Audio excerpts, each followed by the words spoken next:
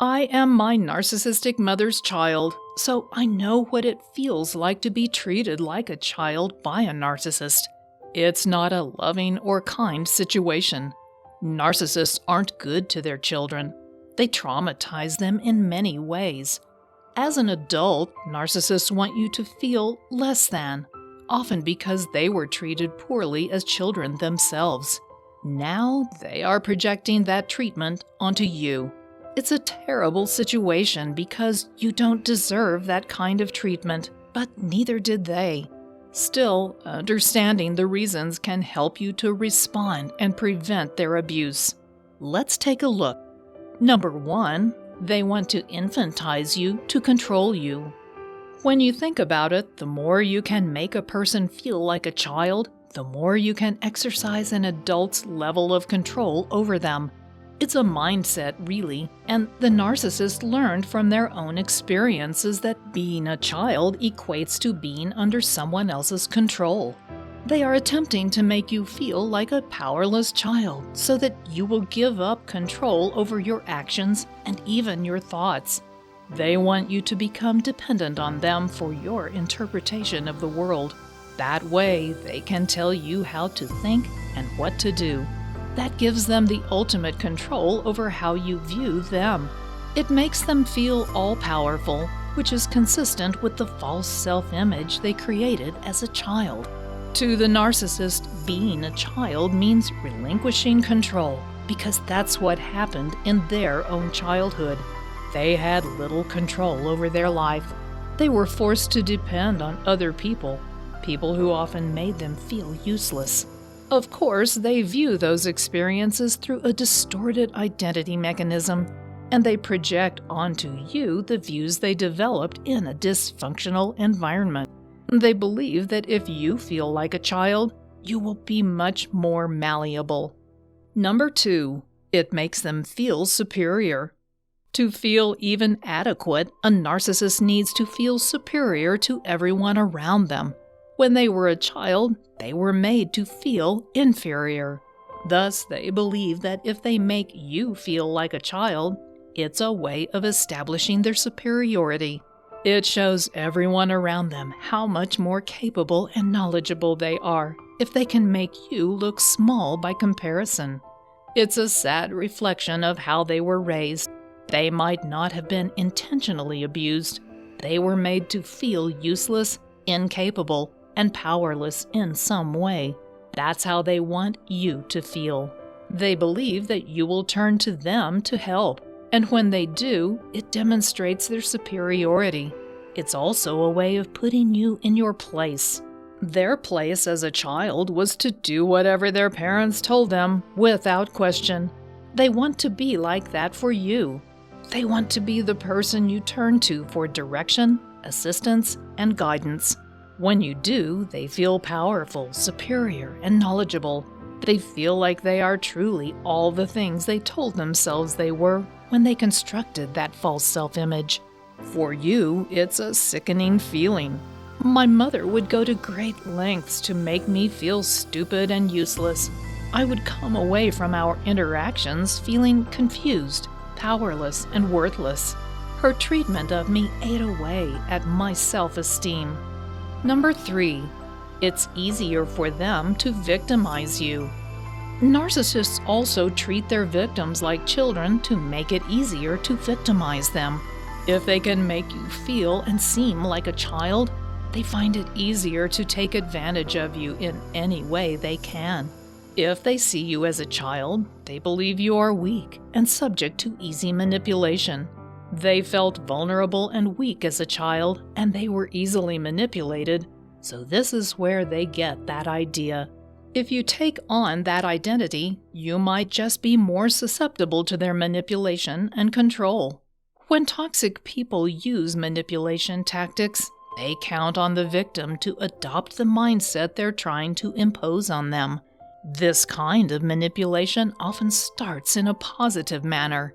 For example, a narcissistic boyfriend might start calling you his baby and treating you accordingly.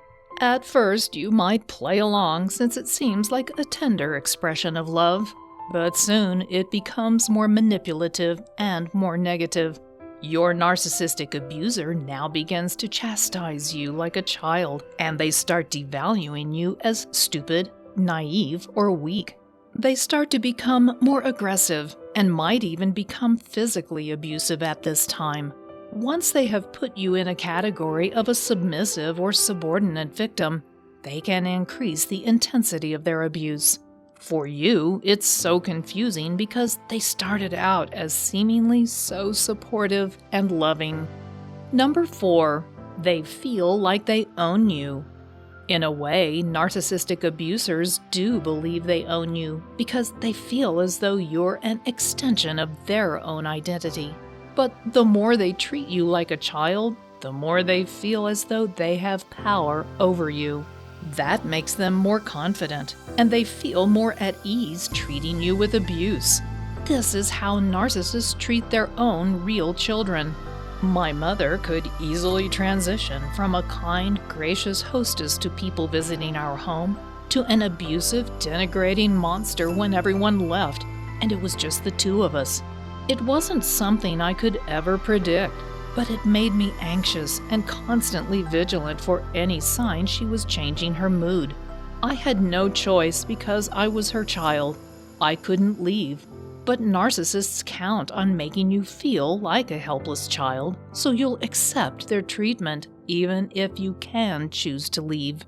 They feel powerful when they realize their efforts to control you are working. It feeds their ego to think they can manipulate you like that. For you, the feeling is utter confusion. You find yourself wondering what you had done or how you can get that wonderful person you knew earlier back. You think you must have said or done something, but you can't think of what it might be. Number 5, they feel more like you are a part of them. As I've discussed, the narcissist sees you as an extension of their own identity. They see all the people in their life that way. Their own identity mechanism was disrupted at a formative stage of development. That disruption causes the narcissist to need other people to provide them with what healthy people are able to provide for themselves. Healthy people can self-soothe. If you fail or feel down for some reason, you have a healthy identity mechanism that steps in to soothe yourself. You can tell yourself that everything's okay. You'll know better next time. At least you've learned something from your failure. You can reassure yourself that you're still a good person, even though you failed. You are able to feel a sense of self-worth even if you've done something wrong or bad. The narcissist can't do any of these things. Their damaged identity mechanisms can't reassure them or soothe them. That's why they need other people, and that's also why they come to see the people around them as extensions of their own identity. In a way, they are, because they are the mechanisms that soothe, reassure, and prop up the self-esteem of the narcissist. Number 6, it justifies their entitlement to your subservience. Narcissists are all about entitlement. They have convinced themselves that they are deserving of everything good they get in life. They also believe they are entitled to do as they please. This is part of their false image that is infused with a superiority complex. Since they are omnipotent, omniscient, and better than everyone else, they should be allowed to do whatever they feel like. That's how they see it. They view themselves as parental figures to the other people in their life. In their mind, you aren't capable of doing things for yourself, so they are entitled to treat you like a subordinate, a child over whom they should have control. They treat you like a child as part of that entitlement. You can't do things for yourself, so if they are going to have to help you out, as they so graciously are doing, you should obey them like a child obeys their parents. And number 7, it's how they were treated as children. The ultimate reason why narcissists treat other people as children is that that's how they were treated when they were children. They are projecting that dysfunction onto you. As Monica Shard, who has a master's degree in psychology, states, they do this because they are under an arrested development and are themselves operating from a place of childhood in many elements of their disorder. When children are raised in a dysfunctional family dynamic, they don't know it's dysfunctional. It's just how things are for them. And unless something happens to make them question what's going on, they don't know it's not normal. This really resonates with me because I didn't know my mother was not just like everyone else's mother for most of my childhood. It wasn't until I was a young teenager, about 13 years old, that a friend of mine remarked that a comment my mother made to me was mean. She told me her mother would never say something like that to her. It was the first time I learned that not everyone's mother was like mine. I was shocked, but in hindsight, I'm so grateful that happened. It set me on the path to discovery and healing. I wasn't narcissistic. Rather, I was becoming codependent. But narcissists were equally unaware in their own childhood that anything was wrong or different. Instead, that is the model they learned from normal interactions. You're either the controlling adult or the subordinate, controlled child in a relationship. Finally, narcissists use a lot of manipulation tactics to control the people in their lives. Treating others like children is one of them. They want to make you feel and behave like a submissive, obedient child. They will use anything at their disposal to make you take on that identity.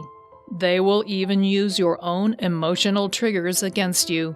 To help you avoid that, I have created a 5-step roadmap to heal emotional triggers. It's a free guide that can help you recognize, diffuse, and even heal your emotional triggers. It will stop a narcissistic abuser from using your own emotional wounds to manipulate and control you. Just click on the link below this video and I'll send this handy guide directly to your inbox.